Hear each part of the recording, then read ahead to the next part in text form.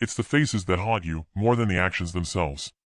The faces that slip into your dreams unannounced, jolting you awake in the middle of the night drenched in the clammy sweat of fear. The faces that randomly enter your thoughts over the course of the day when your memory is nudged by a chance encounter, a random exchange on the street, or a newspaper headline. The faces that hover unseen around you, waiting for that precise moment to leap into view and remind you of the horrors they inflicted, the terror they inspired, the pain they wreaked.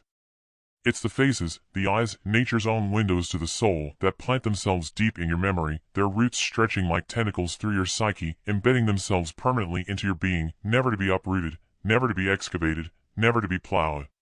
It's the eyes that come swimming into view when the memories resurface, the eyes that lock you in their gaze with their timeless intensity, the eyes that condemn you with trauma's damnation. The eyes stay with you forever. The unhinged rage in the eyes of your former best friend as he screams, "I'm going to tear you apart and show the world how evil you are inside," as he chases you down a public street to administer a bone-breaking, blood-spattered beating. The arrogant confidence in the eyes of the police officer as he warns, "You don't want to add resisting arrest to your charges," after your attempts to seek protection, not only for yourself but for a friend who had been sexually assaulted, see you threaten with arrest yourself for making false accusations and disturbing the peace. The terror in the eyes of the stranger you have just beaten with a viciousness greater than self-defense requires after he assaulted you in the street with the erroneous certainty you are a pedophile. The deranged carnality in the eyes of the pervert when you awaken to find him stroking his penis over your sleeping face.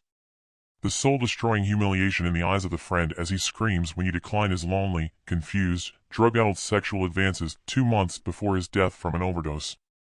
The drunken incomprehension in the bloodshot eyes of your housemate when his beloved cat is removed after the foul stench of decomposition alerted others 2 weeks after its death.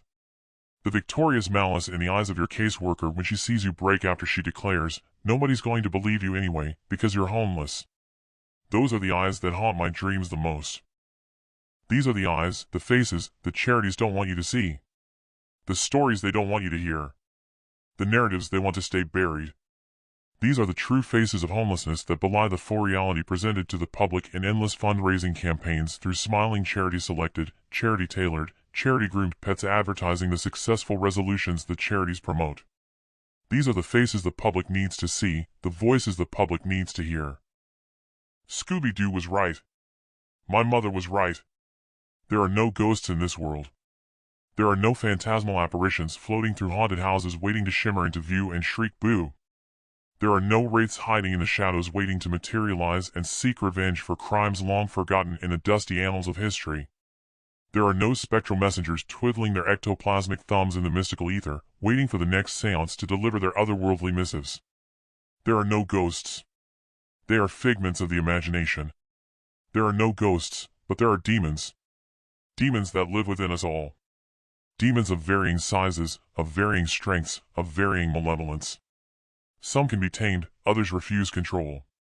Some are relatively inconsequential, others vent their consequences with volcanic rage, the fallout creating tragic, sometimes fatal devastation. They are our fears, our uncertainties, our weaknesses, our addictions. They slumber deep within the consciousness for days, weeks, even years, benign in their dormancy. But they sleep softly, ever alert for the trigger, the outside call to awaken them. And when the call sounds, they are rested and eager to play.